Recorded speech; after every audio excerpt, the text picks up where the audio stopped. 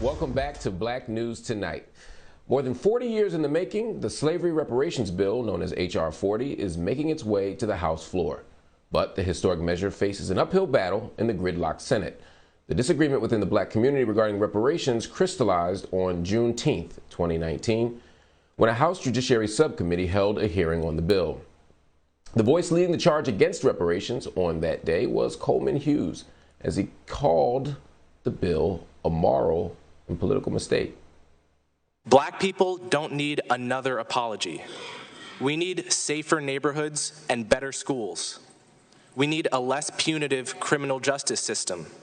We need affordable health care. And none of these things can be achieved through reparations for slavery. And the obligation of citizenship is not transactional. It's not contingent on ancestry. It never expires, and it can't be paid off. For all these reasons, Bill H.R. 40 is a moral and political mistake. Thank you. Joining me now is Coleman Hughes. He's the host of Conversations with Coleman. It's a podcast that he hosts. Coleman, thank you so much for joining me. Let's get started right away with this question of opposing the idea of reparations. You talk about it as a moral mistake as well as a political mistake. What's the moral mistake here? The moral mistake is that obviously when the victims of a historical crime are still alive, there is a moral obligation of the perpetrators to pay reparations. When we're talking about, so for instance, it would be a morally necessary, in my opinion, as I said at the hearing, to pay reparations for Jim Crow to survivors of the Jim Crow system. Now, on the other hand, when you're talking about the median Black American being around, 35 years old or so, born in the 80s, is there a moral obligation to take money from one group of people and give it to that person for a crime that happened 200 years ago? That's a very different situation, and one in which you have to consider whether it's politically wise to do that, whether it actually serves the interests of the community that is suffering from many different problems in the present that need to be solved. To frame that solution as reparations, saying essentially blaming a group of people that don't feel connected to the crime because it was so long ago, right? So that's what I mean by a moral and political mistake. So there's a few leaps there that I want to unpack with you for a minute. So you start by saying that it would be a morally proper thing to do if the victims of a crime were still alive. And then when we get to these people born in the 1980s, you're saying, well, if the redress comes through them, if we give it to their great-great-great-grandchildren, it produces a political sort of challenge and crisis for the community, if I understand you correctly. And it may not be the proper way to address the needs of the broader community. Understood. I hear that argument. That still doesn't address why it would be not moral to do so, right? If for example, there were a person who was enslaved, and slavery ends, and they have a child, just one generation, just a child, who was denied access to housing, health care, and in general American prosperity because their parent was a slave, an enslaved African. Would you, just in that example, would you say that it would be improper to give reparations to them? Yeah, so that, I think in that case, probably it would be proper. And obviously it's a case-by-case basis, but the closer you are to the crime, the more plausible and morally required it is to give somebody reparations. And you always have to take into account the other side of the equation here, right? If my grandfather does something if your grandfather did something horrible to my grandfather, I couldn't necessarily come to you and expect you to pay me directly, right? That would be immoral.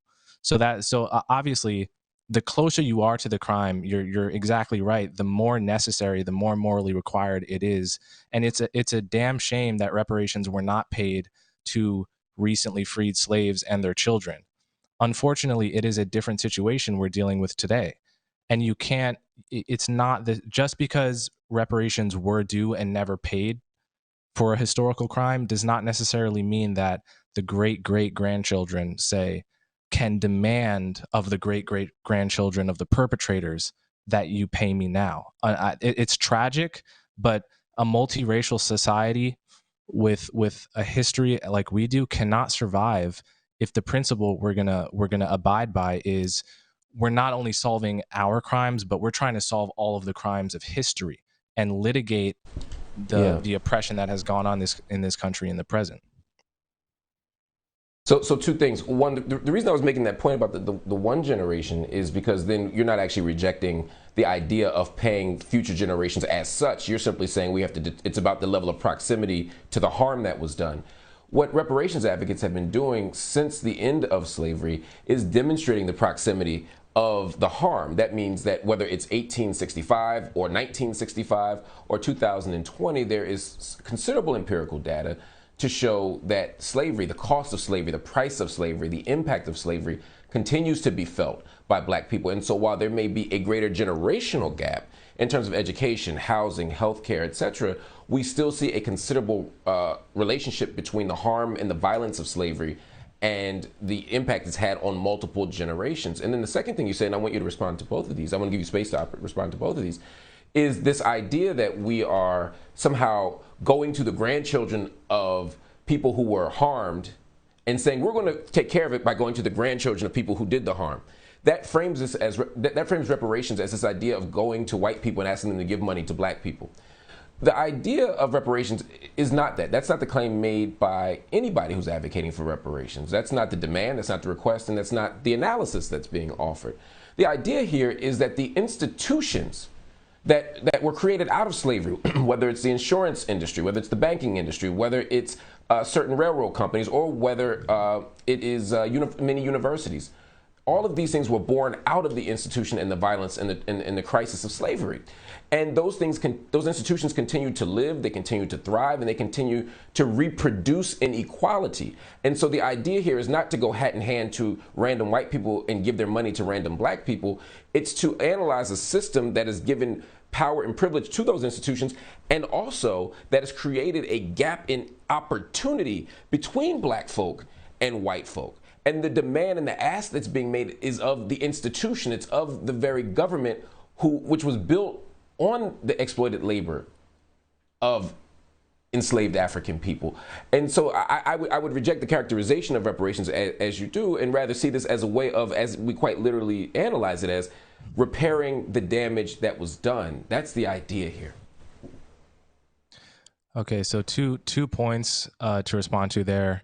The first is the idea that, yes, slavery was technically long ago in terms of years, but the harm has persisted, and that can be shown in empirical data. So I think it's a lot more complicated than that. And listen, I know this is not a popular opinion, but my ancestors were slaves in this country, as most black peoples were. And I think there's a degree to which people born today are appropriating the struggles of our ancestors. And if you think about it, consider, for instance, hypothetically, a Jewish person born in the 90s. To what extent does the Holocaust impact him?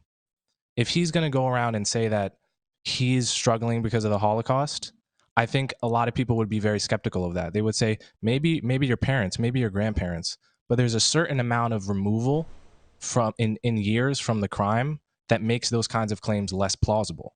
And that's just my opinion. I understand that that's controversial, but I don't see how it's not true. And then on the second point. Okay, can I pause you on the first one just for clarity, and then I'll give you space to answer the second one. On the first one, as a matter of fact, let's do this. Let's pause and take a commercial. The thing I had planned to do next, I'm not going to do. This is also for my producers. I'm going to come back and we're going to talk about those 2 points you just made. All right, everybody stay with me. We got much more coming up. Coleman Hughes here on Black News Tonight.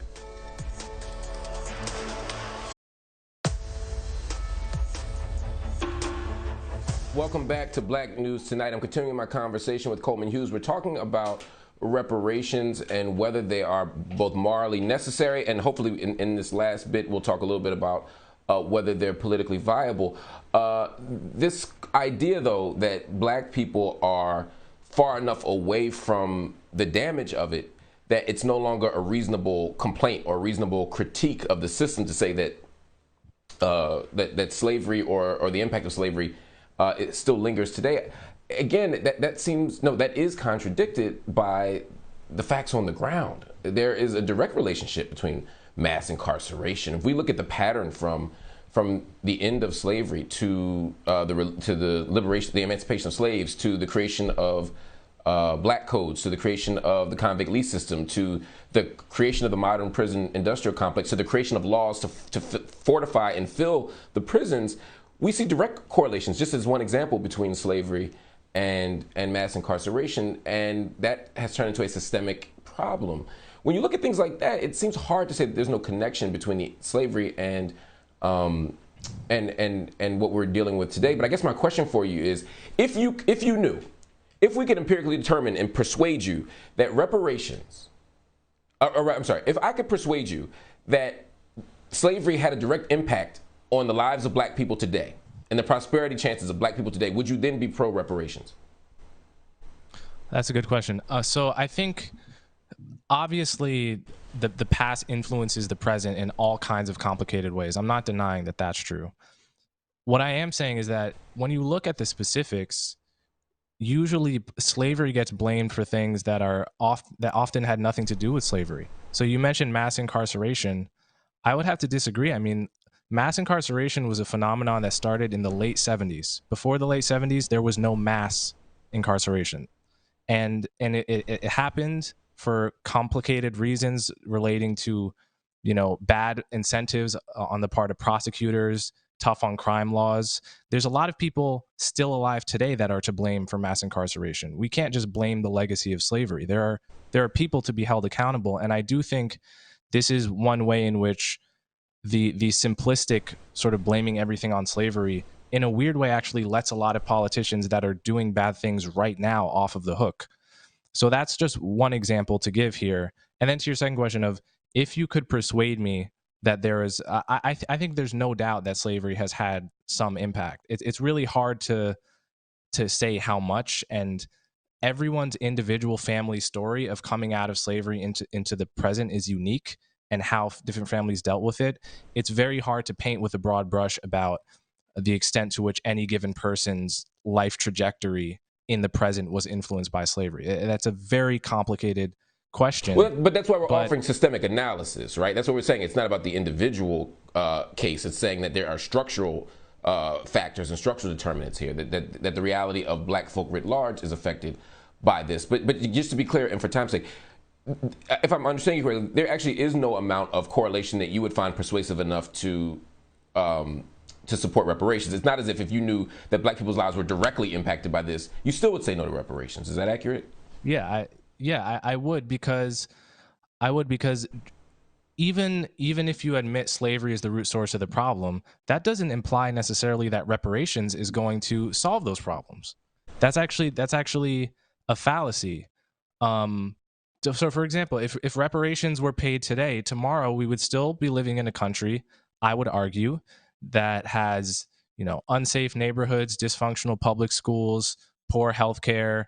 All the problems related to poverty would still exist, and we would be left saying, well, whether they were caused by slavery or not, let's be solution oriented. What does it mean to be problem solvers here, right? Rather than to be stuck in the past in this quixotic quest to have some kind of moral absolution, right? Some closure that is, in my view, not practical, not in the cards, and not going to do anything to solve the kinds of issues people are waking up with every day. So there's a few things. I mean, it sounds like you're saying that reparations wouldn't stop or wouldn't fix many of the other problems we have in society. That seems like an odd argument. Yes. Well, I hear you. It wouldn't even fix the problem that it's alleged to fix, which is to sort of heal America's soul on the issue of slavery. I don't even think it would do that, let alone solve any of the problems. But that's not what's alleged. People are actually. But hold on. That's fair. But Coleman, that's not what's being argued here, right? The reparations movement is not saying give black people reparations to heal America's soul. I'm not particularly interested in America's soul. I'm interested in my pockets. I'm interested in my community. I'm interested in creating the capacity for black wealth, for black institutions. And so this isn't some abstract moral project for America or fight for America's soul. I would argue America ain't got one. The real issue here is, will this be a proper form of redress? If you take my money and I ask for it back, and you say, well, I would give your money back, but you're just going to spend it poorly anywhere. You're still going to be broke after I give it back. That's not a persuasive argument for not giving me what's mine. The argument for reparations is that it's owed to us. This isn't an act of philanthropy or largesse. This isn't a favor. This is what is owed. And then after you give us what we owe, we will have the capacity to do what is what is best for our community. We'll have the opportunity to institution build, to produce intergenerational wealth, not in some sort of narrow capitalist way, but the idea that we can at least support one another, that we can build things for ourselves. And in doing so, that doesn't mean that we forfeit our citizenship. It doesn't mean that we're not still supposed to get safer neighborhoods. It doesn't mean that we're not supposed to get housing and health care. White people get that without reparations, right? That doesn't mean that we shouldn't get high quality schools. White people get that without reparations. The idea here is that reparations is to make us whole again, right? Or to at least attempt to repair the damage done. And you're right, maybe nothing will be complete. But the fact that it isn't perfect doesn't mean it shouldn't be done at all. I'm gonna give you the last word too. I wanna make sure you have an opportunity to respond to all of this. But the other piece of this is you say that it's not viable. It seems to me that reparations has never been more viable. It's never seemed more likely than it does right now. Whether it's HR 40 advancing, whether it's people not just considering whether to study slavery, but to actually examine particular proposals about it, whether we're talking about the fact that mainstream politicians are talking about this. You've written about it. I know you have some critique of it, but it's a conversation that didn't happen 20 years ago. So it seems to me that we're right on the precipice of something major. But I want to give you, I have literally 1 minute left, and I want to give it to you to offer your response. Sure. So let's be very concrete. A few months ago, maybe you covered this on your show, but the mayor of Oakland announced a program to give $500 a month to low-income black families, right, and not low-income white families. My critique of that program is, yes, obviously we have to find ways beyond just giving cash, but improving the true drivers of wealth, which is not disposable income, but human capital and knowledge and skills and so forth. We have to find ways of addressing those issues for America's poor of all colors, right?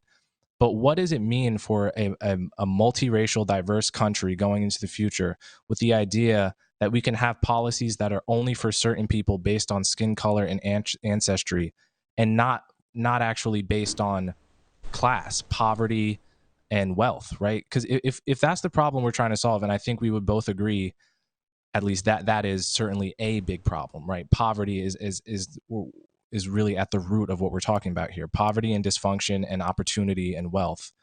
Then why not just base our policies on that? It more effectively targets disadvantage for people of all colors. It is less politically divisive because nobody feels blamed. Nobody feels like they're being blamed for things that happened hundreds of years ago. It's more sustainable, it's more popular, and it's more ethical. So to me, I'm comparing reparations to a policy that is class-based and seeing that it is just wanting in many ways by comparison. I'm going to have you back, Coleman, so we can talk more about this. We can debate some more. We can disagree some more. But I love having good civil dialogue, my brother. And thank you so much for joining me here on Black News Tonight. Thank you so much for having me. Let us know. Absolutely. Let us know.